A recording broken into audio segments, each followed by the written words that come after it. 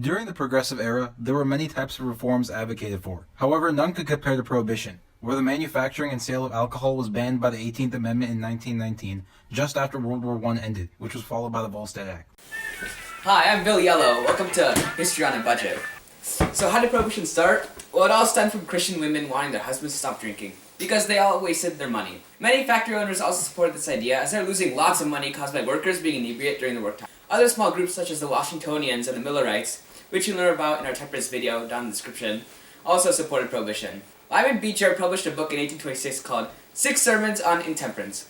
Beecher described inebriation as a national sin, and suggested legislation to prohibit the sale of alcohol. She formed the American Temperance Society, or the ATS, the largest group of its time, which is focused on abstinence, specifically banning alcohol through laws instead of voluntary action. Together, these form the base of early prohibition movements. Next, we have the modern organizations, which acted as a revival of pre-existing ideas. The Women's Christian Temperance Society, which was formed in 1873, and the first president was Frances Willard. It was a continuation of the ATS and fought for the same principle of abstinence. And the only way to enforce abstinence was to make laws banning alcohol. Next, we have this Anti-Saloon League. This is arguably the most important part.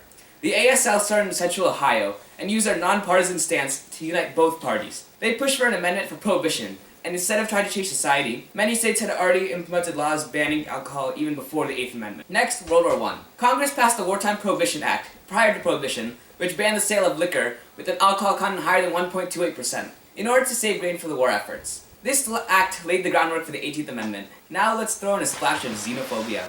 Prohibitionists used already existing anti-German sentiment during the war to argue against drinking, which supported the German brewers, and therefore Germans themselves. This is essentially garbage propaganda to help ensure the prohibitionists got what they wanted. And in the end, these prohibitionists got their 18th Amendment banning alcohol. Yo, Kyle, Prohibition seems to be what the public wants. Dude, where's this great support for prohibition you talk about, Congress? So, you see, right, all the reformers in the ASL wanted us to create an amendment that banned the production and sale of alcohol. And this cartoon rallies for votes from prohibitionists in order to destroy the saloon business and stop the corrupt politicians who sponsored it. They want to ban the manufacture, sale, transportation, and exportation of intoxicating liquors in the United States. Well, does the entire country agree on this, or no? Not quite, because people in rural areas, primarily Protestants, wanted to remove alcohol's evil influence, and they targeted foreigners, stating that the only way to make them respectable Americans is to take away their liquor by force. The people in urban areas, however, opposed prohibition because they believe that the enforcement will be impractical. And they also believe that it is beyond the government's role to regulate morality, and they view prohibition as a class-based attack by the upper class to the lower class. I mean, big man, you do realize that making something illegal only increases demand, right? I'll pretend I didn't hear that. Anyways, we're gonna pass it because we're Congress and you don't control us. Bill Nye the Science Guy. Oh, good morning, sir. Good morning. Where's my daily briefing? Right here, sir. Ah, thank you. After the 18th Amendment, Congress passed the Volstead Act, which allowed for federal enforcement of the 18th Amendment. As a result, gang activity and violence has increased dramatically because of the high prices that people are willing to pay for trafficked liquor. These prices are so high that people are demanding that more $10,000 bills that were introduced in 1928 were made, a sign that large transactions are being made by bootleggers. Also, bootleggers are using this money to corrupt politicians, which makes it hard for our relatively small police forces to enforce prohibition. In fact, these trials are so ineffective that states, especially in the northeastern and Midwest areas, put laws in place that stop police from investigating illegal drinking, deeming that it wasn't worth the hassle. In fact, Fiorello LaGuardia, the mayor of New York, said, "It is impossible to tell whether prohibition is a good thing or a bad thing. It has never been enforced in this country." Wait a minute. Well, then how is this alcohol getting into our country? Keep flipping. Most bootleggers get their alcohol from two places. They either smuggle it from Canada, or they use small, hard-to-catch boats to meet up with ships from the West Indies and Cuba that wait in international waters. Either that, or they purchase medicinal alcohol and distill it and then make it their own drinks. Wait a minute. Then where are these people drinking it? In speakeasies, which are usually stores where they serve alcohol in the back. Hey boys, I'm back for some more drinks. You know, my wife took away my alcohol, but not to worry. She won't be bothering us anymore. Dude, shut up! I'm trying to watch the movie. Dude, the movie's silent, you idiot. Yo, cool. Welcome to my speakeasy. Sit down and make yourself comfortable. Hey bro, Al Capone's my name. Smuggling's my game. Now what would you like? I'll just take your final selection, please. On my final selection? Alright. I'll give you my very special drink, the 1769. Hey boy, come give him the delectable drink. You know, I miss the good old days where I could drink in peace. Now I have to come here and do some illegal crap to get my alcohol. Yeah, it is a shame. You know what's happening outside the world? Because of the Volstead Act, crime and corruption is an all-time high. Now we gotta get our money from bootleggers who get pharmaceutical licenses solely for the purpose of creating fake alcohol. I wish things could go back. Yeah, you know, without the Volstead Act, I wouldn't have become the notorious gangster that I am now, and I wouldn't have gotten all of my money and my lady. Hey, I just wanted to make sure. This stuff wasn't touched by the government, right? Like, I've been hearing about how they put in toxins to the drinks to scare people away. Don't worry, brother. I got all under control, so you can rest easy. Yo, Cub, your time here's done. I think you're about to get out now. Alright, see you boys. Bye, baby. Okay, I trust you. You know, I heard Will Rogers the other day on the radio say, instead of giving money to found colleges to promote learning, why don't they pass a constitutional amendment prohibiting anybody from learning anything? If it works as good as the Prohibition one did, why, in 5 years we would have the smartest race of people on the earth. And I think it means that Prohibition failed completely, and it shows just how many more people started drinking after the Volstead Act, and all it did is promote drunkenness. What did I tell you guys? You just had to go off and do whatever you wanted, and look what happened.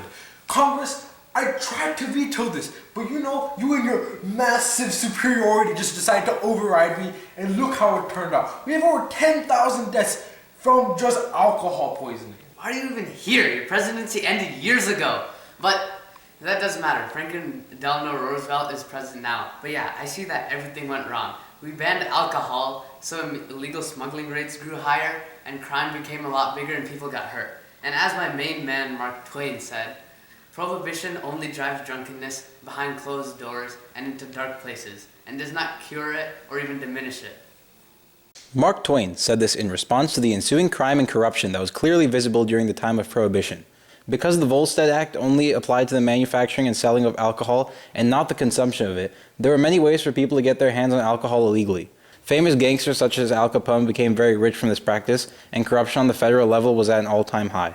Well, fortunately for you, we're thinking of passing a new amendment to repeal the 18th one. How does that sound?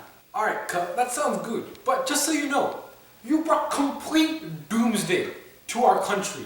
But how can we do this? The temperance movement and all its groups have gained so much political power over officials in most states. How are you going to do this, Cub? Well, you see, I've got the most big brain plays right here, okay? We'll use some special tactics that no one's ever used before. Employ state conventions to ratify the new amendment instead of using state legislatures. What do you think? Okay, that sounds fair. I was thinking about tacos because, you know, food is food, but I trust you guys. And thus, the 21st Amendment was passed. However, not all of the states were on board with the idea. For example, some states, such as Missouri, remained alcohol-free until 1966, and Kansas banned public bars until 1987. Some states even went as far as to impose their own regulations regarding the use of alcohol because sections in the 21st Amendment allowed states to regulate their own alcohol. The unsuccessful attempt at eradicating alcohol use in the United States could best be compared to the equally unsuccessful war on drugs, established in the 1970s under the presidency of Richard Nixon. Nixon referred to drug abuse as public enemy number one and moved for reforms on the use of drugs in America. The Comprehensive Drug Abuse Prevention and Control Act of 1970 was passed along with the DEA, which categorized controlled substances based on their medicinal use and potential for addiction. This was similar to the tenets of the Volstead Act that came after the 18th Amendment was passed.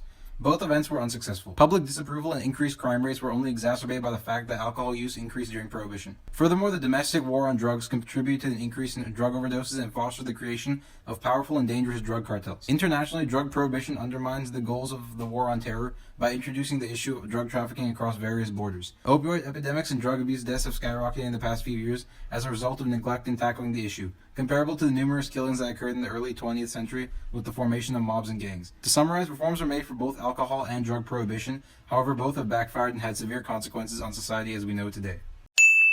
The 1920s was a period of great tension in the new and changing attitudes as well as the traditional values and nostalgia as various societal reforms were pushed during this era. America was reshaped as a result of such reforms, from the medicinal uses of alcohol to outlawing it altogether. These drastic changes in such a short period of time are what assert the fact that there was a great divide in old ideals and new ideals during the 1920s.